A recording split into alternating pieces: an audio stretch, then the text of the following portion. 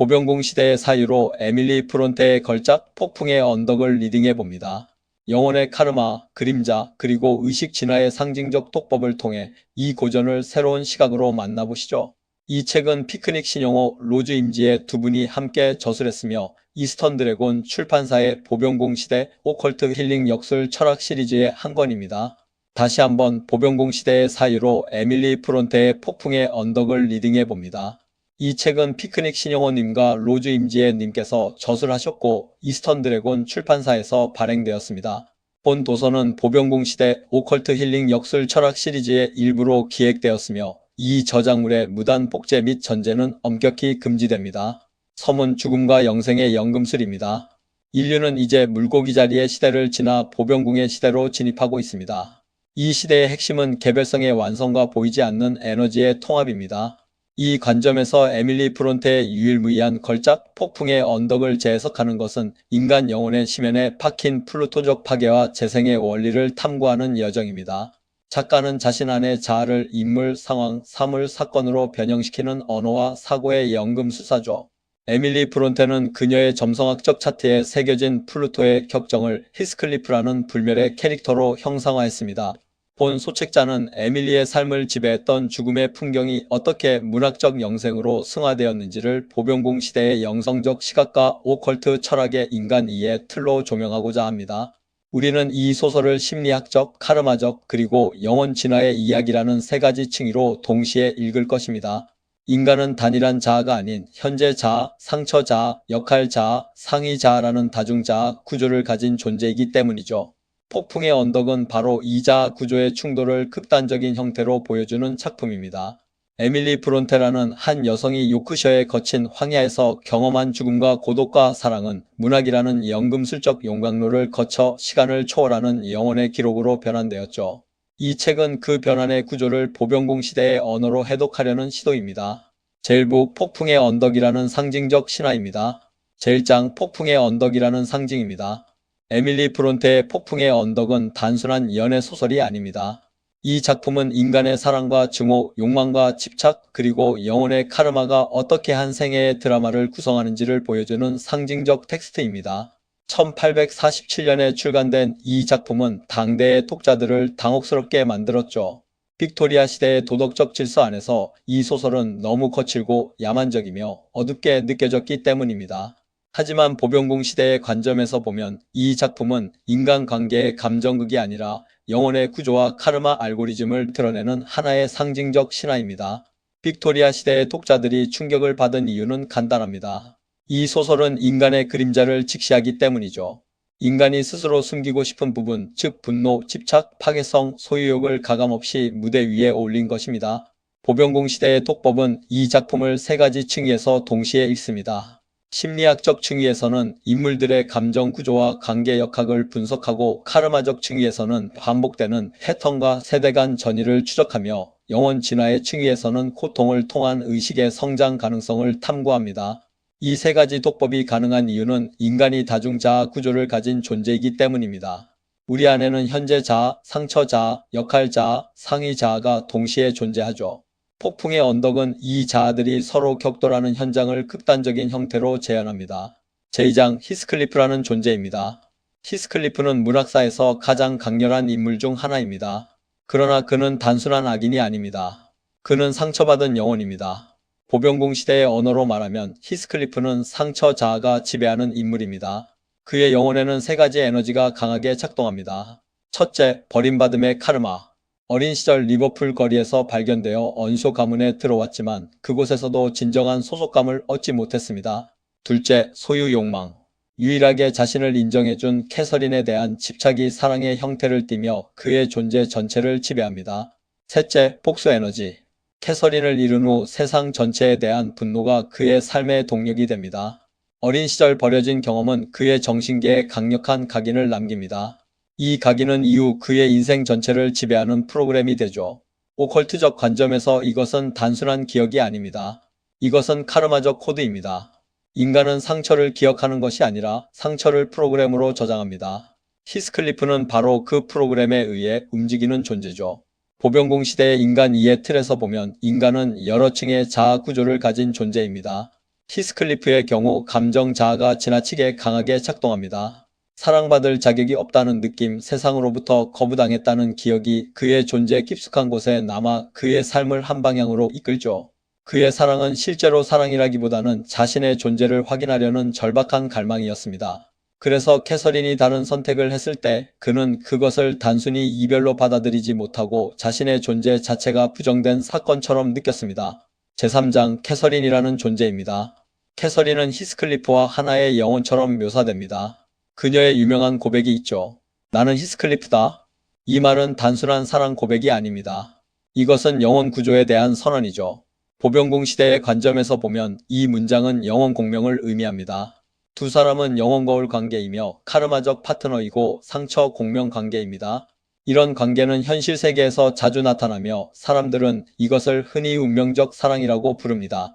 그러나 실제로는 상처가 공명하는 관계일 때가 많습니다. 상처가 비슷한 두 영혼은 강하게 끌리는데 이는 서로의 그림자를 비추기 때문입니다. 융의 심리학에서는 이것을 그림자 투사라고 부르죠.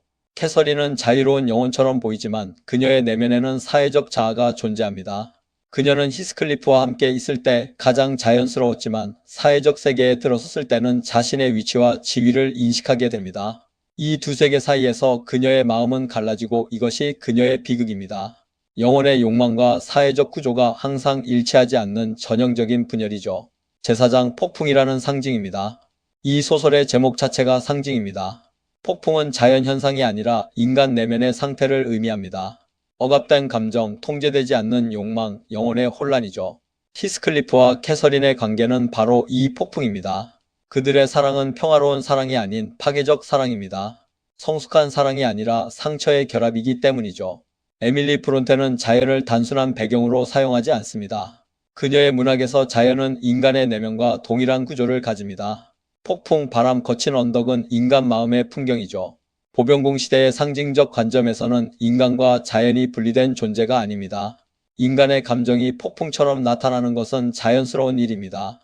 히스클리프의 분노는 자연과 같습니다. 억누를 수 없고 통제하기 어렵고 때로는 파괴적이죠. 고대 철학에서도 인간의 감정과 자연의 요소는 서로 대응된다고 보았습니다. 폭풍의 언덕에서는 바람과 폭풍이 통제되지 않은 감정의 움직임을 나타내는 중요한 상징으로 등장합니다. 제5장 사랑과 집착의 차이입니다. 보병궁 시대에 중요한 질문이 있습니다. 사랑이란 무엇이고 사랑과 집착은 무엇이 다를까요?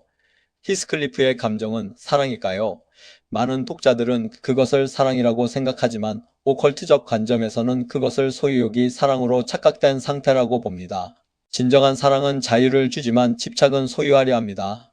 사랑은 성장시키지만 집착은 파괴하죠. 히스클리프는 캐서린을 사랑한 것이 아니라 그녀를 자신의 일부로 소유하려 했습니다. 그래서 그녀의 결혼은 그에게 배신으로 느껴졌지만 이것은 배신이 아니라 자유의 선택이었습니다. 캐서린은 히스클리프의 소유물이 아니기 때문이죠. 이 구분은 보병궁 시대를 살아가는 우리에게 매우 중요합니다. 많은 사람들이 여전히 집착을 사랑으로 착각하고 있기 때문입니다. 상대를 떠나보낼 수 없다면 그것은 사랑이 아니라 두려움입니다. 혼자 남겨질 것에 대한 두려움, 자신의 존재가 부정될 것에 대한 공포가 집착의 실체죠. 히스클리프의 비극은 바로 이 두려움을 끝까지 직면하지 못한 데 있습니다. 사랑과 집착을 구분하는 기준은 단순합니다. 사랑은 상대의 자유를 존중하고 집착은 상대의 자유를 박탈합니다. 사랑은 상대의 성장을 기뻐하고 집착은 상대의 변화를 두려워하죠. 보병궁 시대의 관계 철학은 이 구분을 의식의 핵심 과제로 삼습니다. 제2부 카르마의 구조와 영혼의 진화입니다. 제6장 카르마 관계의 특징입니다. 폭풍의 언덕은 전형적인 카르마 관계를 보여줍니다. 카르마 관계란 단순한 인연이 아니라 영혼의 깊은 층위에서 미해결된 과제를 가진 관계를 의미합니다. 카르마 관계의 특징을 살펴보면 강한 끌림은 히스클리프와 캐서린의 어린 시절 유대처럼 설명할 수 없는 강력한 연결감을, 극단적 감정은 캐서린의 분열된 감정처럼 사랑과 증오가 동시에 작동하는 양극적 감정 구조를, 반복되는 고통은 세대를 넘어 반복되는 갈등 구조처럼 같은 패턴의 갈등이 강화되는 양상을, 그리고 미해결의 집착은 죽음 이후에도 지속되는 히스클리프의 집착처럼 관계가 끝나도 마음속에 미련이 남는 것을 의미합니다.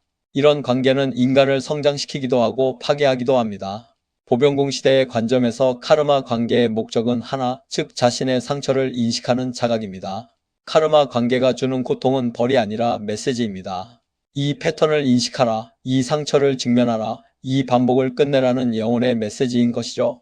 히스클리프는 끝까지 이것을 깨닫지 못합니다. 그는 자신의 고통을 외부의 탓으로 돌리며 복수의 삶을 선택했지만 진정한 문제는 외부에 있지 않았습니다. 히스클리프의 진정한 적은 그의 내면에 있는 상처 프로그램이었죠. 제7장 복수라는 에너지입니다. 복수는 감정이 아니라 에너지이며 그 에너지는 자기 자신을 먼저 파괴합니다. 히스클리프는 평생 복수를 위해 삽니다. 힌들리의 재산을 빼앗고 이사벨라를 이용하며 다음 세대까지 지배하려 하죠. 그러나 복수는 문제를 해결하지 않고 오히려 확대합니다. 보병공 시대의 관점에서 보면 복수는 카르마 재생산 장치입니다. 복수는 새로운 고통을 만들어내고 그 고통은 다시 다음 세대로 이어지죠. 이 소설에서 실제로 그렇게 됩니다. 복수의 에너지를 오컬트적으로 분석하면 그것은 아스트럴체의 감정 에너지가 하위 차크라에 고착된 상태입니다. 분노와 원한은 태양신경총 차크라에 쌓이며 이 에너지가 해소되지 않으면 인간의 의식은 하위 수준에 머물게 됩니다. 히스클리프의 삶이 끝까지 어둠 속에 있었던 이유가 바로 이것이죠. 그러나 히스클리프의 마지막 장면에서 우리는 흥미로운 변화를 감지합니다. 그는 복수의 흥미를 잃기 시작합니다. 젊은 캐서린과 헤어튼 사이에서 과거 자신과 캐서린의 모습을 본 것이죠. 이 순간은 그의 의식에 작은 균열을 만듭니다. 비록 완전한 깨달음에는 이르지 못하지만 이 균열 자체가 카르마 패턴이 느슨해지는 징조입니다. 제8장 다음 세대의 치유입니다. 이 소설은 단순한 비극으로 끝나지 않습니다. 다음 세대에서 변화가 일어나죠.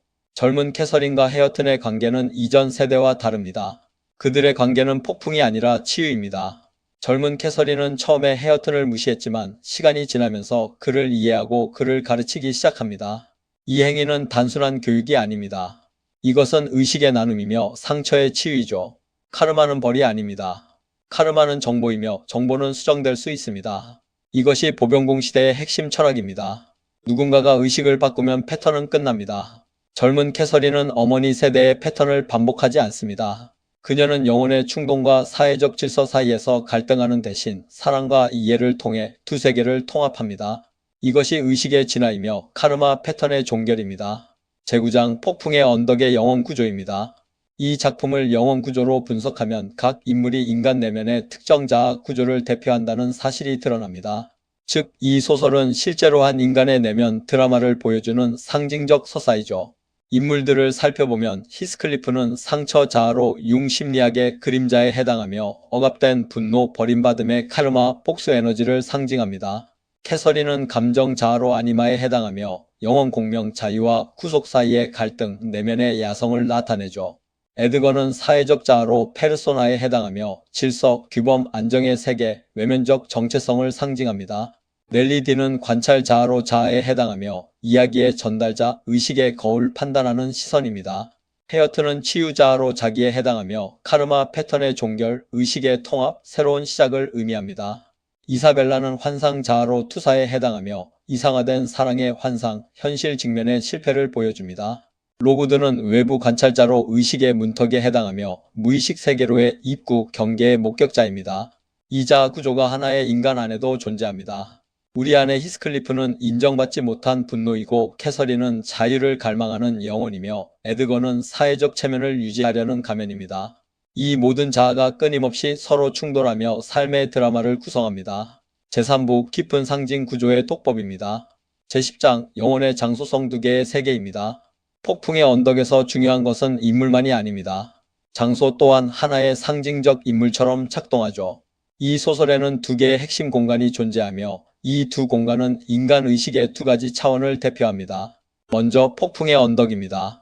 이 장소는 단순한 저택이 아닙니다. 거칠고 바람이 강하며 자연의 힘이 직접적으로 드러나는 공간이죠.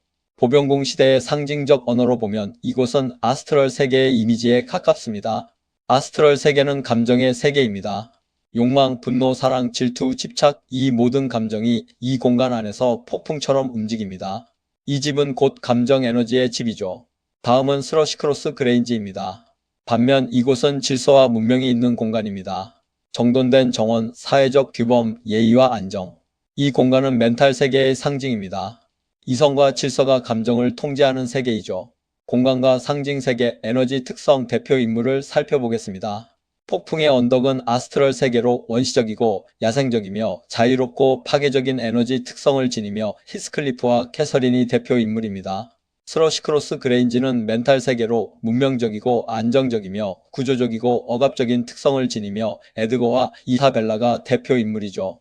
캐서린이 두 세계 사이에서 분열되는 것은 인간이 감정 즉 아스트럴과 이성 즉 멘탈 사이에서 갈등하는 보편적 경험의 상징입니다.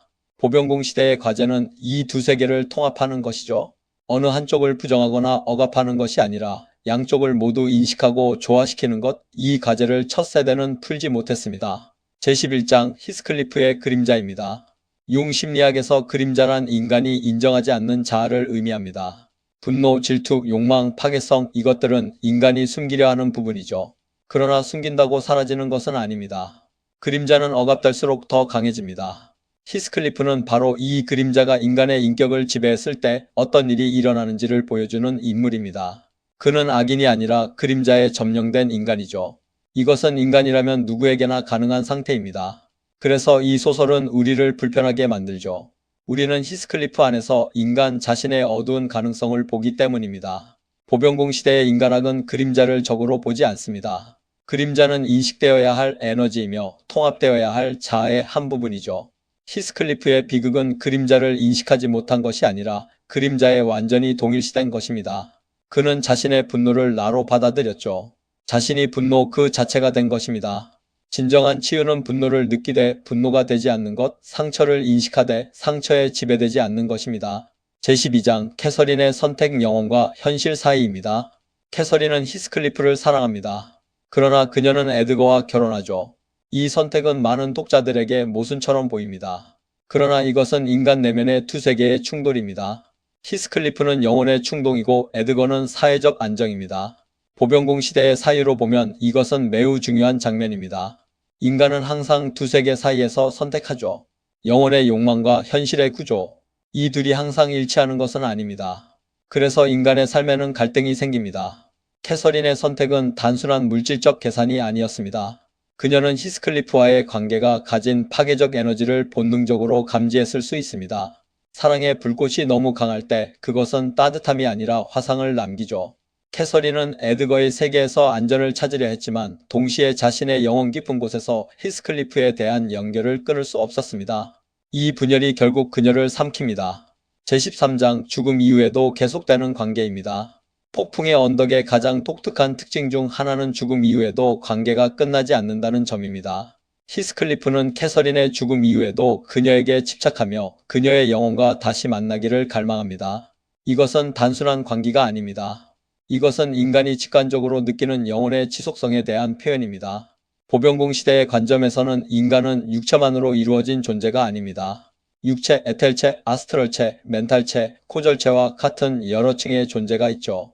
그래서 사랑 또한 육체가 사라진 뒤에도 감정의 층에서 계속될 수 있습니다. 히스클리프가 캐서린의 유령을 느끼고 그녀의 무덤 옆에서 밤을 치새우며 심지어 관을 열어 그녀의 얼굴을 확인하려는 행위는 단순한 관계의 묘사가 아니라 아스트럴 차원에서 지속되는 감정 에너지의 물리적 표현입니다. 에밀리 브론테는 이것을 직관적으로 알았던 것입니다. 제4부 에밀리 브론테의 영성적 초상입니다. 제14장 스콜피오의 근원과 파라우스의 달입니다. 제15장 사하우스의 플루토 만연한 죽음의 비석들입니다. 그 창문을 통해 죽은 자들의 비석이 한가득 보이는 에밀리의 집에 죽음이 만연해 있다는 표현은 지나친 것일까?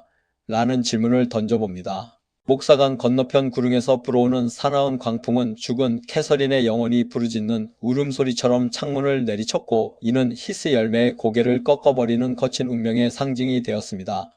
에밀리는 이 환경 속에서 자랐기에 죽음과 삶의 경계가 모호한 세계관을 자연스럽게 체득했죠. 제16장 히스클리프 플루토니안의 격정입니다. 히스클리프라는 이름은 그 자체로 상징적입니다. 히스 즉 검은 황야, 죽음의 들판과 클리프 즉 낭떠러지, 극단의 결합은 그가 평범한 인간이 아닌 심연의 에너지를 의인화한 존재임을 드러냅니다. 문학사상 유례없는 그의 난폭함은 플루토의 원시적인 파괴력을 닮아 있습니다. 플루토 즉 명왕성의 에너지는 표면 아래에서 작동하며 한번 분출되면 모든 것을 변형시키죠. 히스클리프의 복수는 바로 이 플루토적 에너지의 발현입니다. 오로지 한 사람 캐서린만을 향한 그의 집착에 가까운 열망은 보병궁 시대가 요구하는 영혼의 결합에 대한 극단적인 갈구입니다.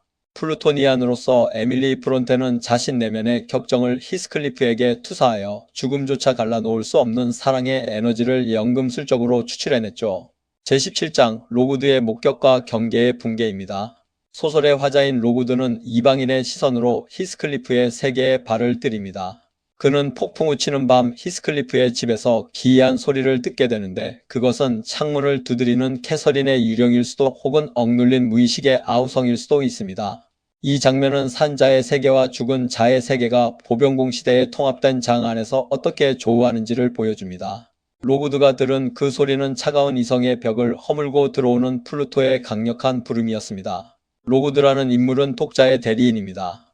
그는 우리와 마찬가지로 이성적이고 합리적인 세계에 살고 있으며 감정의 폭풍과 영혼의 세계에 대해 무지하죠. 그가 폭풍의 언덕에 발을 들이는 것은 독자가 무의식의 세계에 진입하는 것과 동일한 상징적 행위입니다. 그리고 그곳에서 그가 목격하는 것은 인간 내면의 어두운 심연이죠. 이 장면에서 특히 주목할 것은 로구드가 꿈속에서 캐서린의 유령이 창문을 통해 들어오려 하는 것을 경험한다는 점입니다. 그는 공포에 질려 유령의 손목을 깨진 유리에 문지르는 잔인한 행동을 합니다. 이 장면은 이성적 의식인 로구드가 무의식인 캐서린의 유령의 침투에 대해 보이는 원초적 공포와 폭력적 거부를 상징합니다. 우리의 의식도 마찬가지입니다. 무의식의 내용이 의식 표면에 올라올 때 우리는 종종 그것을 공포스럽게 느끼고 거부하려 하죠. 제18장 에밀리 브론테의 명조 분석, 즉 사주명조입니다. 에밀리 브론테의 정신적 구조를 동양의 명리학적 관점에서 재구성해 보겠습니다. 에밀리 브론테는 1818년 7월 30일에 태어났습니다. 이 날짜를 기반으로 그녀의 영혼 구조를 사주의 언어로 읽는 것은 서양 점성학과는 또 다른 차원의 통찰을 제공합니다. 명리학에서 인간의 명조는 태어난 해, 월, 일, 시의 네 기둥인 사주로 구성됩니다. 각 기둥은 천간과 지지의 조합으로 이루어지며 이 조합이 만들어내는 에너지 패턴이 인간의 기질, 재능, 과제, 그리고 삶의 방향을 드러내죠. 에밀리의 출생년인 1818년 무인년의 에너지는 흥미롭습니다. 무토는 산악의 에너지이며 임목은 봄의 시작, 새로운 생명의 발현을 의미합니다. 이 조합은 거대한 산 위에서 새로운 생명이 싹트는 이미지를 가지며 에밀리가 요크셔의 거친 황야에서 문학이라는 새로운 생명을 탄생시킨 것과 상징적으로 일치합니다. 출생월인 7월 기미월에서 키토는 대지의 에너지이며 미토는 여름의 열기가 가장 강한 시점입니다. 토의 기운이 매우 강한 명조라는 것을 알 수 있습니다. 토의 기운이 강한 사람은 중심이 강하고 자기만의 세계를 견고하게 구축하며 외부 세계와의 소통보다는 내면의 깊이를 추구하는 경향이 있습니다.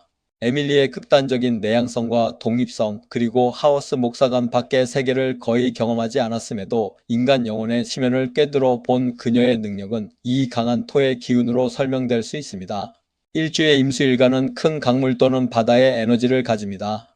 임수일간의 사람은 겉으로는 고요해 보이지만 내면에 거대한 감정의 흐름을 품고 있습니다. 이것은 에밀리의 문학세계와 정확히 일치하죠. 겉으로는 과묵하고 세상과 단절된 듯한 여성이 내면에는 히스클리프와 캐서린의 폭풍과 같은 감정의 바다를 품고 있었던 것입니다. 토와 수의 관계는 명리학에서 극의 관계, 즉 토국수입니다. 토는 물을 막고 가두는 에너지이죠.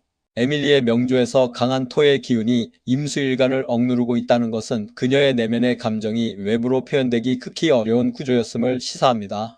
그 억눌린 물의 에너지가 유일하게 분출된 통로가 바로 문학이었습니다. 폭풍의 언덕은 그녀의 억눌린 감정이 마침내 댐을 뚫고 쏟아져 나온 결과물인 것이죠. 에밀리는 20대의 생을 마감했습니다. 짧은 생이었지만 그 짧은 시간 안에 그녀의 영혼은 하나의 완벽한 작품을 통해 영원히 각인되었습니다. 명리학적 관점에서 이것은 단명하되 극렬한 에너지를 발산하는 명조의 전형적인 양상입니다. 물이 토에 의해 극도로 억눌려 있을 때 그 물이 마침내 터지는 순간의 에너지는 상상할 수 없을 정도로 강력합니다. 제5부 보병궁 시대의 문학 독법입니다. 제18장 카르마의 반복 구조와 시간의 층위입니다. 이 작품의 구조를 자세히 보면 한 가지 특징이 있습니다. 이야기가 반복되죠. 첫 세대의 갈등이 다음 세대에서 다시 나타납니다. 이것은 카르마 구조의 특징입니다. 카르마는 패턴, 반복, 확대라는 방식으로 작동합니다. 같은 감정 패턴이 다음 세대에서 다시 나타나지만 반복의 목적은 단순한 고통이 아니라 학습입니다. 이 작품에는 여러 세대가 등장하며 첫 세대의 갈등이 두 번째 세대에서 다시 나타나지만 그 반복은 완전히 동일하지 않고 약간씩 변형됩니다.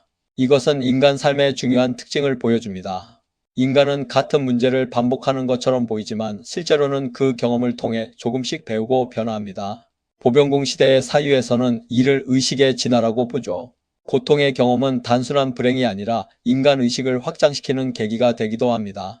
1세대는 폭풍적 공명을 통해 파괴와 죽음, 미완의 집착을 경험하며 무의식적 반응과 그림자에 지배됩니다. 전환기에는 히스클리프의 복수 프로젝트가 카르마를 재생산하고 고통을 확대합니다. 2세대는 치유적 연결을 통해 이해, 교육, 통합의 시작을 이루며 의식적 선택이 가능해집니다. 제19장 사랑의 진화입니다. 히스클리프와 캐서린의 사랑은 강렬하지만 성숙하지 않습니다. 그것은 영혼의 공명은 있지만 의식의 성숙은 없는 사랑, 그래서 폭풍입니다. 반면 다음 세대의 사랑은 다릅니다. 그들의 관계는 천천히 형성되죠. 이것은 사랑의 진화입니다. 보병공 시대의 사랑은 소유하지 않고 지배하지 않으며 서로의 성장을 돕습니다. 이것이 새로운 시대의 관계 방식입니다. 첫 세대의 사랑이 불과 같았다면 다음 세대의 사랑은 물과 같습니다. 불은 강렬하지만 태우고 물은 조용하지만 생명을 키웁니다. 보병공 시대가 추구하는 관계는 이물의 사랑입니다. 상대를 소유하는 것이 아니라 상대의 성장을 위한 공간을 만들어주는 것. 이 전환은 인류 의식의 진화와 맞닿아 있습니다. 사랑의 진화를 도표로 정리하면 다음과 같습니다. 1세대 사랑은 물고기 자리형으로 폭풍적이고 파괴적이며 즉각적인 에너지 특성을 지닙니다. 상처의 공명과 그림자 투사가 핵심 동력이며 소유와 집착, 자아의 융합이 관계 방식입니다. 상호 파괴와 카르마 재생산이 결과이며 불과 물의 폭풍이 상징 원소이고 무의식적 반응에 지배되는 의식 수준을 가집니다. 반면 2세대 사랑은 보병궁형으로 점진적이고 치유적이며 성숙적인 에너지 특성을 지닙니다. 이해와 공감, 의식적 선택이 핵심 동력이며 존중과 나눔, 자아의 동반 성장이 관계 방식입니다. 상호 치유와 카르마 청산이 결과이며 흙과 물의 생명이 상징 원소이고 의식적 선택이 가능해지는 의식 수준을 가집니다. 이 전환은 인류 전체의 의식이 물고기자리 시대에서 보병공 시대로 이행하는 것과 맞닿아 있습니다. 물고기자리 시대의 사랑이 희생과 고통, 순교와 헌신을 미덕으로 삼았다면 보병공 시대의 사랑은 자유와 자각, 동반 성장과 의식적 결합을 지향합니다. 젊은 캐서린이 헤어튼에게 그를 가르쳐주는 장면을 다시 떠올려 봅시다. 이것은 단순한 문자 교육이 아닙니다. 이것은 의식의 전달이며 에너지의 나눔이죠. 이전 세대에서 히스클리프가 캐서린에게 줄 수 있었던 것은 오직 그의 상처와 집착뿐이었습니다. 그러나 다음 세대에서 젊은 캐서린이 헤어튼에게 줄 수 있는 것은 지식과 이해와 존중입니다. 이 차이가 바로 의식 진화의 구체적인 모습이죠. 히스클리프와 캐서린은 서로를 파괴했지만 젊은 캐서린과 헤어튼은 서로를 성장시킵니다. 파괴에서 성장으로 이것이 사랑의 진화이며 동시에 카르마 패턴이 종결되는 방식입니다. 제20장 관계의 거울입니다. 히스클리프와 캐서린의 관계를 좀 더 깊이 보면 하나의 특징이 드러납니다. 그들은 서로를 통해 자신의 모습을 봅니다. 이것은 인간관계의 중요한 구조이죠. 우리는 타인을 통해 자신을 봅니다. 누군가가 우리에게 강한 감정을 불러일으킬 때 그 감정은 단순히 그 사람 때문만은 아닙니다. 그 사람을 통해 우리 자신의 어떤 부분이 자극되기 때문이죠. 그래서 관계는 거울입니다. 히스클리프와 캐서린의 관계는 서로의 그림자를 비추는 거울이었습니다. 그들의 강한 끌림은 사실 서로의 상처가 공명했기 때문일지도 모릅니다. 보병공 시대의 관계 철학에서 이 거울 인식은 매우 중요합니다. 내가 상대방에게 느끼는 강렬한 감정, 사랑이든 분노이든 나 자신의 내면에 대한 정보를 담고 있습니다. 상대방을 통해 나를 읽는 것, 이것이 관계를 통한 자기인식이며 궁극적으로는 의식 성장의 도구입니다. 제21장 폭풍을 통과한 인간입니다. 이 작품은 결국 한 가지 질문을 남깁니다. 인간은 자신의 폭풍을 통과할 수 있는가? 히스클리프는 폭풍에 지배된 인간입니다. 그러나 다음 세대는 폭풍을 지나간 인간입니다. 이것이 인간 의식의 변화이죠. 보병공 시대는 바로 이런 인간을 요구합니다. 감정에 지배되지 않는 인간, 상처를 인식하는 인간, 그리고 그 상처를 치유하는 인간. 이것은 감정을 부정하라는 의미가 아닙니다. 감정을 충분히 느끼되 감정에 끌려다니지 않는 의식의 상태를 말하는 것이죠. 동양의 수행 전통에서는 이것을 관조라 부릅니다. 감정을 관찰하되 동일시하지 않는 것, 분노가 일어남을 알되 나는 분노하는 자다가 되지 않는 것. 히스클리프는 분노 그 자체가 되어버렸고 그래서 그의 삶 전체가 분노에 의해 소진되었습니다. 보병공 시대의 인간은 이 함정을 인식하고 넘어서야 합니다. 제22장 보병공 시대의 문학 독법입니다. 문학은 단순한 이야기 읽기가 아닙니다. 문학은 인간의식을 이해하는 도구이죠. 보병공 시대의 독법은 문학을 다음과 같이 읽습니다. 상징을 읽고 의식구조를 읽고 영혼의 진화를 읽는 것이죠. 폭풍의 언덕은 인간이 사랑과 집착, 상처와 복수 사이에서 어떻게 길을 잃는지를 보여주는 작품입니다. 그러나 동시에 이 작품은 희망을 보여줍니다. 카르마는 반복될 수 있지만 의식이 깨어나면 그 반복은 끝날 수 있습니다. 그래서 이 작품은 단순한 비극이 아닙니다. 이것은 인간 영혼이 성장하는 이야기입니다. 보병공 시대의 독자에게 문학은 예술이 아니라 의식의 거울입니다. 우리는 작품 속 인물들을 통해 우리 자신을 읽죠. 히스클리프의 분노는 내 안의 분노이고 캐서린의 갈등은 내 안의 갈등이며 헤어튼의 치유는 내 안의 가능성입니다. 이 거울을 통해 우리는 자신의 카르마 패턴을 인식하고 의식적 선택을 통해 새로운 이야기를 쓸 수 있게 됩니다. 이러한 독법은 단지 폭풍의 언덕에만 적용되는 것이 아닙니다. 모든 위대한 문학 작품은 이와 같은 다층적 읽기를 허용합니다. 헤르만 헤세의 데미안에서 싱클레어가 두 세계 사이에서 방황하는 것도, 도스토옙스키의 죄와 벌에서 라스콜리코프가 자기 그림자와 대면하는 것도, 해밍웨이의 노인과 바다에서 산티아고가 자연의 힘과 대결하는 것도 모두 같은 구조를 가지고 있습니다. 보병공 시대의 문학 독법은 이 모든 작품들을 하나의 영혼 진화 지도로 읽어냅니다. 제6부 상징체계의 확장적 독법입니다. 제23장 폭풍의 언덕과 타로 메이저 아르카나입니다. 인물들을 타로 카드와 상징적 대응으로 연결해 볼 수 있습니다. 히스클리프는 악마 카드에 대응되며 집착, 속박, 물질적 욕망의 구속, 소유욕과 복수심이 악마 카드가 상징하는 자발적 속박의 에너지입니다. 캐서린은 딸 카드에 대응되며 환상, 직관, 무의식의 혼란, 분열된 내면, 두 세계 사이의 방황은 달 카드의 에너지를 반영하죠. 에드거는 황제 카드에 대응되며 질서, 구조, 사회적 권위를 상징합니다. 이사벨라는 바보 카드에 대응되며 순진한 출발, 경험 없는 도약, 이상화된 환상과 무모한 선택을 닮았습니다. 헤어튼은 심판 카드에 대응되며 재생, 카르마의 청산, 새로운 부름으로 과거 세대의 업을 넘어 새로운 의식으로 일어서는 것을 상징하죠. 젊은 캐서린은 별 카드에 대응되며 희망, 치유, 영감으로 어둠 이후에 찾아오는 고요하고 치유적인 에너지를 가져옵니다. 넬리 디는 고위 여사제 카드에 대응되며 직관, 기억, 베일 너머의 지혜, 기억의 수호자이자 관찰하는 지혜의 상징입니다. 로그드는 마법사 카드에 대응되며 의식의 시작, 무의식 세계에 처음 발을 들이는 의식 여행의 출발점을 상징합니다. 특히 주목할 것은 히스클리프가 악마 카드에 대응된다는 점입니다. 악마 카드는 단순한 악을 의미하지 않습니다. 이 카드가 진정으로 의미하는 것은 자발적 속박입니다. 인간이 스스로 만든 감옥에 갇히는 것, 자신의 욕망과 두려움에 의해 자유를 잃어버리는 것이죠. 히스클리프는 외부의 힘에 의해 파괴된 것이 아니라 자신의 내면에서 만들어낸 상처와 분노의 감옥에 스스로를 가두었습니다. 반면 헤어튼이 심판 카드에 대응되는 것은 매우 의미심장합니다. 심판 카드는 카르마의 청산과 새로운 의식으로의 부활을 상징합니다. 무덤에서 일어나는 인물들의 이미지는 과거의 패턴에서 벗어나 새로운 삶으로 일어서는 의식의 전환을 나타내죠.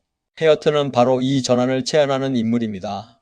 젊은 캐서린에 대응되는 별 카드 역시 깊은 의미를 가집니다. 별 카드는 타로 여정에서 탑 카드의 파괴 이후에 등장하죠. 탑은 모든 것이 무너지는 순간이며 별은 그 무너짐 이후에 찾아오는 조용한 빛입니다. 히스클리프의 폭풍인 탑의 에너지 이후에 찾아오는 젊은 캐서린의 치유인 별의 에너지는 타로의 여정 순서와 정확히 일치합니다. 제24장 사원소로 읽는 폭풍의 언덕입니다. 고대 오컬트 전통에서 세계는 4가지 원소인 불, 물, 공기, 흙으로 구성됩니다. 이 사원소는 단순한 물질적 요소가 아니라 인간 의식의 4가지 작동 방식을 상징합니다. 원소별 의식 기능, 작품 속 표현, 인물 대응을 살펴보면 불은 의지, 열정, 분노, 창조를 나타내며 히스클리프의 격정, 복수의 불꽃으로 표현되고 히스클리프에 대응됩니다. 물은 감정, 직관, 사랑, 슬픔을 나타내며 캐서린의 눈물, 영혼 공명으로 표현되고 캐서린에 대응됩니다. 공기는 사고, 질서, 소통, 분석을 나타내며 에드거의 합리성, 사회적 질서로 표현되고 에드거에 대응됩니다. 흙은 안정, 성장, 치유, 물질을 나타내며 헤어튼의 근면함, 새로운 시작으로 표현되고 헤어튼에 대응됩니다. 이 작품에서 가장 강하게 작용하는 원소는 불과 물입니다. 히스클리프의 불과 캐서린의 물이 만나면 폭풍이 되죠. 불과 물의 만남은 증기를 만들어내고 그 증기는 또 다른 에너지를 만들어냅니다. 제25장 에너지 체계로 본 인물 구조입니다. 보병공 시대의 오컬트 인간학에서 인간은 물리적 육체 외에도 여러 에너지체를 가진 존재로 이해됩니다. 이 에너지 체계를 통해 인물들을 분석하면 각 인물이 어떤 에너지 수준에서 작동하고 있는지가 선명해지죠.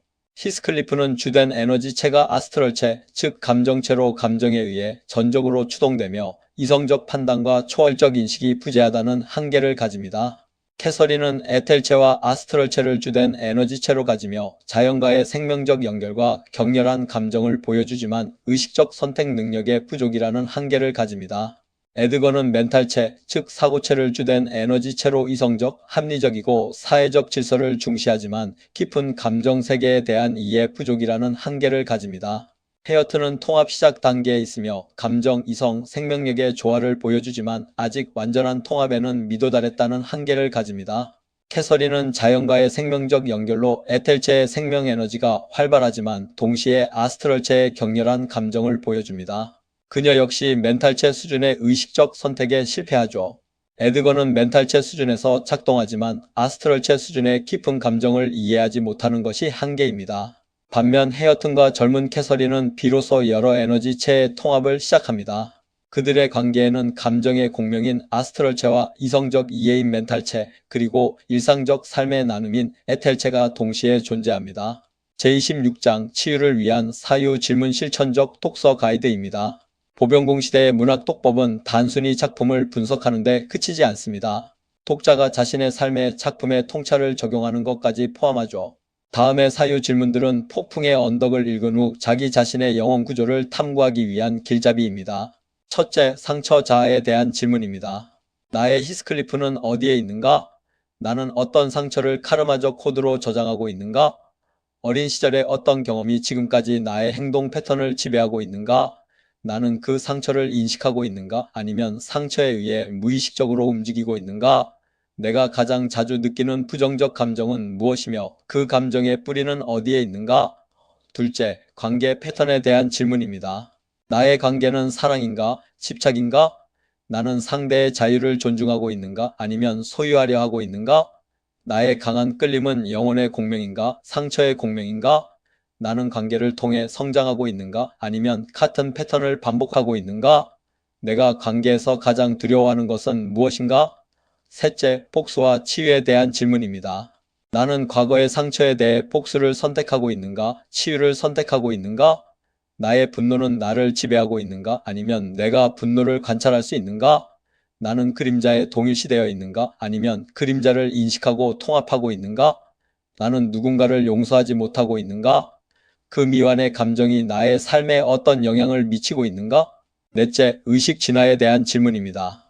나는 부모 세대의 카르마 패턴을 반복하고 있는가? 아니면 그것을 끊고 새로운 이야기를 시작하고 있는가? 나의 의식은 감정에 지배되는 수준에 있는가? 아니면 감정을 관찰하고 선택하는 수준에 있는가? 나는 내 안에 폭풍을 통과할 준비가 되어 있는가? 지금 나의 삶에서 폭풍의 언덕은 어디이고 스러시크로스 그레인지는 어디인가? 이 질문들의 정해진 답은 없습니다. 중요한 것은 질문 자체입니다. 질문은 의식의 문을 여는 열쇠이기 때문이죠. 보병공 시대의 인간은 답을 받는 존재가 아니라 질문을 통해 스스로 각성하는 존재입니다. 폭풍의 언덕이 우리에게 주는 궁극적인 선물은 답이 아니라 질문입니다. 그리고 그 질문 앞에 설 때 우리는 비로소 히스클리프의 감옥에서 벗어나 헤어튼의 정원으로 걸어갈 수 있게 됩니다. 제27장 폭풍의 언덕을 활용한 타로 상담 스프레드입니다. 보병공 시대의 타로 상담에서 문학작품의 구조를 활용한 스프레드는 매우 효과적인 도구가 될 수 있습니다. 폭풍의 언덕의 핵심 구조를 반영한 다음에 스프레드를 소개합니다. 첫 번째는 두 개의 집 스프레드, 즉 7장 배치입니다. 이 스프레드는 질문자의 내면에 있는 두세 개의 갈등을 탐색하는 데 적합합니다. 폭풍의 언덕과 스러시크로스 그레인지라는 두 공간의 상징을 활용하죠. 카드 위치와 의미 질문은 다음과 같습니다. 1번 중앙은 현재의 나로 지금 나의 의식은 어디에 서 있는가를 질문합니다. 이번 자상은 나의 감정 세계인 폭풍의 언덕으로 나의 억압된 감정은 무엇인가를 질문합니다. 3번 우상은 나의 사회적 세계인 그레인지로 나의 가면과 역할은 무엇인가를 질문합니다. 4번 자아는 상처 자아의 메시지로 나의 히스클리프가 말하는 것은 무엇인가를 질문합니다. 5번 우아는 안정 자아의 메시지로 나의 에드거가 원하는 것은 무엇인가를 질문합니다. 6번 하중은 통합의 열쇠로 두세 개를 연결하는 방법은 무엇인가를 질문합니다. 7번 최상은 의식 진화의 방향으로 이 갈등을 통해 성장할 수 있는 방향은 어디인가를 질문합니다. 이 스프레드의 핵심은 6번 카드인 통합의 열쇠에 있습니다. 인간은 감정 세계와 사회적 세계 사이에서 영원히 갈등할 수밖에 없습니다. 중요한 것은 어느 한쪽을 선택하는 것이 아니라 양쪽을 모두 인식하고 통합하는 것이죠. 6번 카드는 그 통합의 구체적인 방향을 제시합니다. 두 번째는 카르마 패턴 스프레드, 즉 5장 배치입니다. 이 스프레드는 반복되는 관계 패턴의 뿌리와 전환 가능성을 탐색하며 폭풍의 언덕의 세대 간 반복 구조에서 영감을 받았습니다. 카드 위치와 의미 질문은 다음과 같습니다. 1번 카드는 카르마의 씨앗으로 이 패턴의 원점은 어디인가를 질문합니다. 2번 카드는 반복의 구조로 이 패턴은 어떤 방식으로 반복되고 있는가를 질문합니다. 3번 카드는 무의식적 반응으로 나는 이 패턴 앞에서 어떤 자동 반응을 보이는가를 질문합니다. 4번 카드는 의식적 선택으로 이 패턴을 끊기 위해 의식적으로 선택할 수 있는 것은 무엇인가를 질문합니다. 5번 카드는 치유의 결과로 이 패턴이 전환되면 어떤 새로운 가능성이 열리는가를 질문합니다. 이 스프레드에서 3번과 4번 카드의 대비가 핵심입니다. 3번은 히스클리프처럼 무의식적으로 반응하는 나의 모습이고 4번은 헤어튼처럼 의식적으로 선택하는 나의 가능성이죠. 이 두 카드 사이의 거리가 곧 의식 성장의 과제입니다. 타로 상담에서 이 스프레드를 사용할 때 중요한 것은 카드가 답을 주는 것이 아니라 질문을 심화시킨다는 점입니다. 보병공 시대의 타로는 예언의 도구가 아니라 의식의 거울입니다. 카드는 질문자의 무의식에 이미 존재하는 정보를 가시화하는 역할을 합니다. 상담사는 이 가시화된 정보를 통해 내담자와 더 깊은 대화를 이끌어낼 수 있습니다. 제28장 의식의 위치와 폭풍의 언덕입니다. 히스클리프의 의식은 상처의 위치에 있었습니다. 캐서린의 결혼은 배신으로, 힌들리의 학대는 세상 전체의 겁으로, 그리고 자신의 성공은 복수의 수단으로만 의미를 가졌죠. 의식이 상처에 고착되어 있으면 모든 경험이 상처를 강화하는 방향으로 해석됩니다. 반면 헤어튼의 의식은 서서히 성장으로 이동합니다. 처음에 그의 의식은 히스클리프에 의해 만들어진 열등감의 위치에 있었지만 젊은 캐서린과의 만남을 통해 그의 의식은 조금씩 다른 곳으로 옮겨갑니다. 배움의 기쁨, 타인과의 연결, 자기 존재의 가치 이런 것들이 그의 의식을 새로운 위치로 이동시킵니다. 이것이 보병공 시대의 치유 원리입니다. 치유는 상처를 제거하는 것이 아닙니다. 치유는 의식의 위치를 이동시키는 것이죠. 상처에 고착된 의식을 성장의 방향으로, 복수에 묶인 의식을 용서의 방향으로, 집착에 갇힌 의식을 자유의 방향으로 이동시키는 것, 이것이 진정한 힐링입니다. 폭풍의 언덕은 이 의식 이동의 성공과 실패를 동시에 보여주는 작품입니다. 히스클리프는 의식 이동에 실패한 인물이고 헤어튼은 의식 이동을 시작한 인물이죠.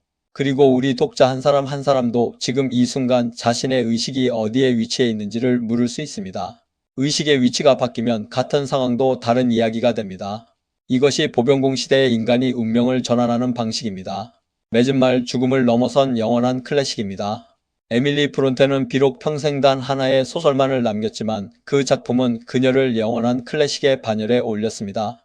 그녀가 경험한 수많은 죽음과 고독은 폭풍의 언덕이라는 거대한 용광로 속에서 불멸의 생명력으로 치환되었죠. 보병공 시대를 살아가는 우리에게 그녀의 문학은 말해줍니다.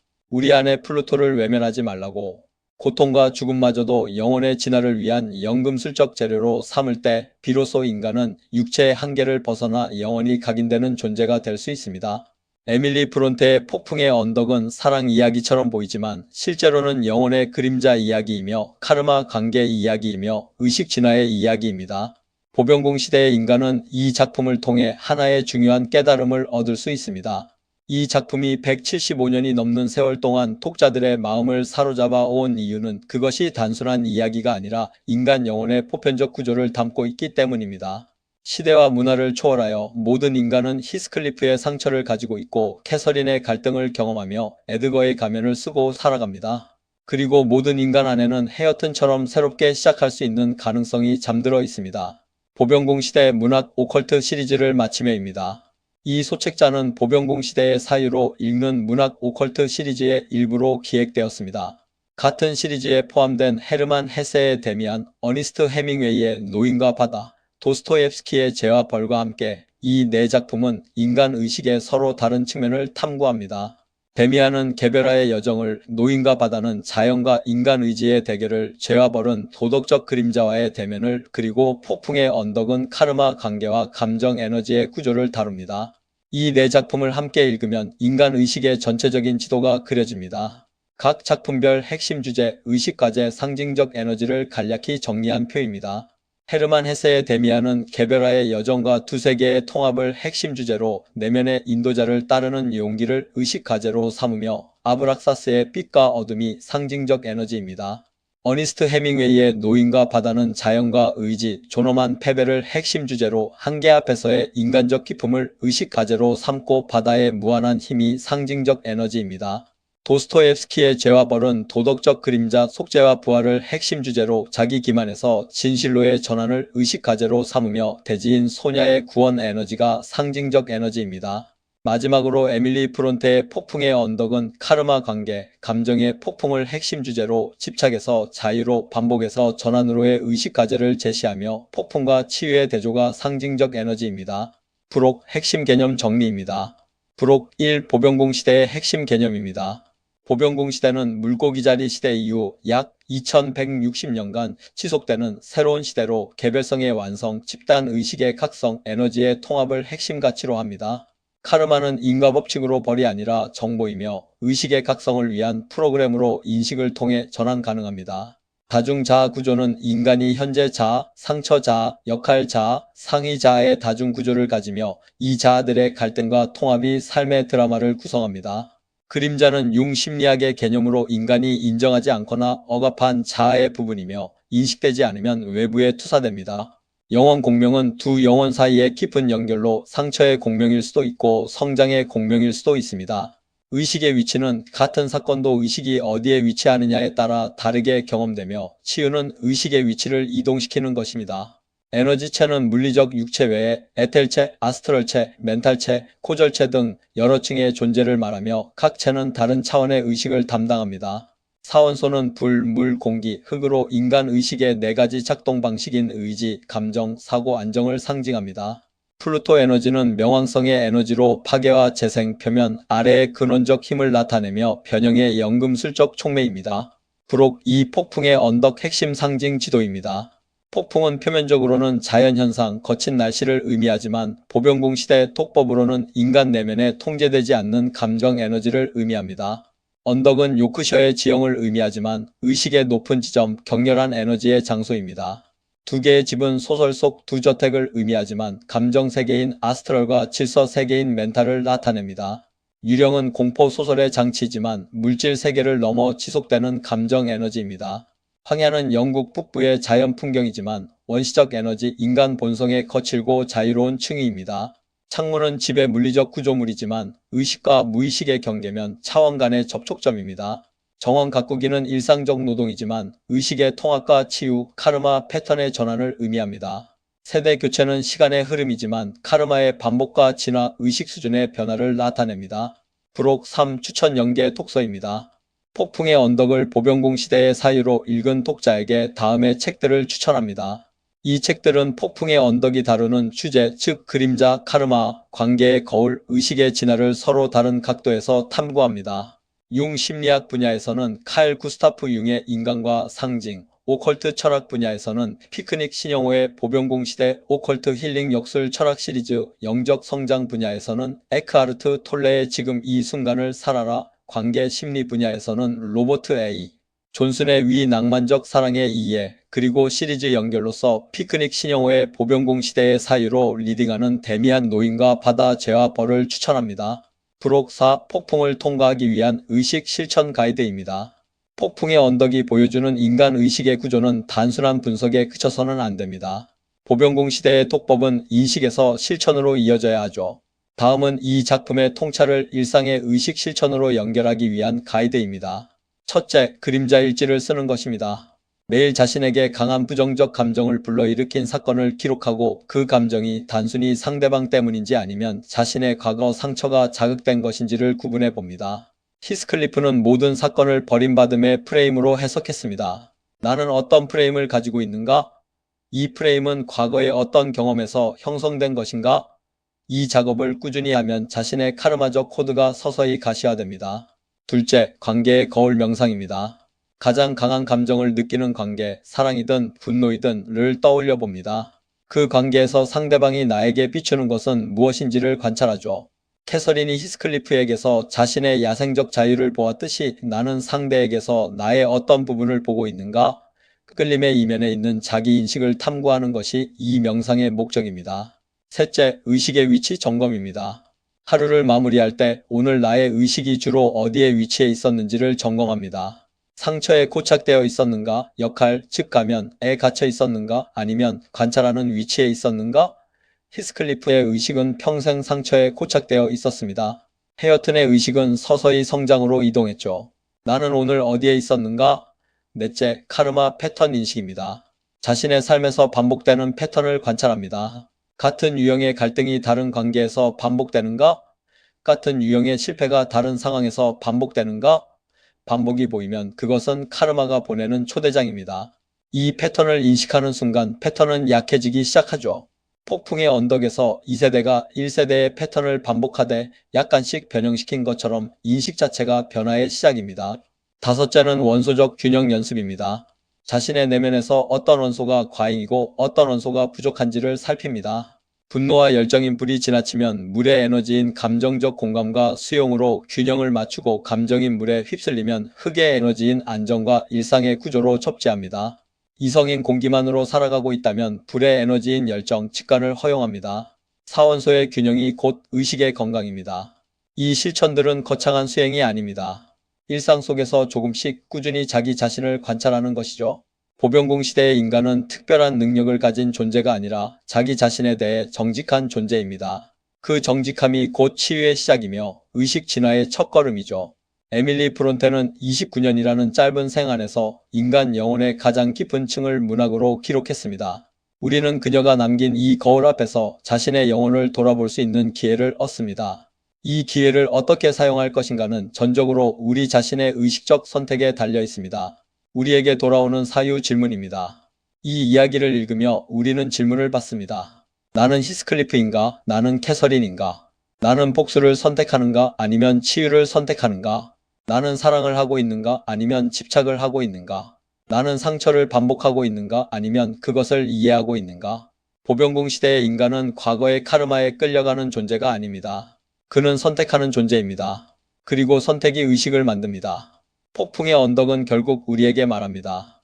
폭풍은 밖에 있는 것이 아니다. 폭풍은 인간의 마음속에 있다. 그리고 그 폭풍을 잠재우는 것도 인간 자신의 의식이다. 인간의 마음속에는 언제나 폭풍이 존재합니다. 그러나 그 폭풍을 이해하고 통과할 수 있다면 인간은 조금 더 깊은 의식으로 나아갈 수 있습니다. 그래서 폭풍의 언덕은 단순한 비극이 아니라 인간 영혼의 성장 가능성을 보여주는 작품이기도 합니다. 사랑은 소유가 아니다. 사랑은 의식이다. 그리고 의식이 바뀌면 운명의 이야기 역시 바뀐다. 마지막으로 저자 소개입니다. 피크닉 신영호님은 30년 이상 동서양 오컬트 전통을 연구해 온 역술 철학인이자 교육자입니다. 사주명리학, 타로, 카발라, 융심리학, 연금술, 서양 밀교 전통을 통합한 보병공 시대 오컬트 힐링 역술 철학 체계의 창시자이며 3만 회 이상의 타로 상담 경험을 가지고 있습니다. 네이버 블로그를 통해 강의와 저술 활동을 이어가고 계십니다. 로즈 임지혜님은 피크닉 신영호님의 공저자이자 협력자로 점성학과 영성적 관점에서 문학과 인간 의식의 교차점을 탐구합니다. 서양 점성학과 동양 명리학의 접점에서 인간 영혼의 구조를 분석하는 작업을 지속하고 있습니다. 이 책은 이스턴 드래곤 출판사의 보병공 시대 오컬트 힐링 역술 철학 시리즈의 일부이며 같은 시리즈로는 데미안, 노인과 바다, 죄와 벌, 그리고 오늘 다룬 폭풍의 언덕이 있습니다.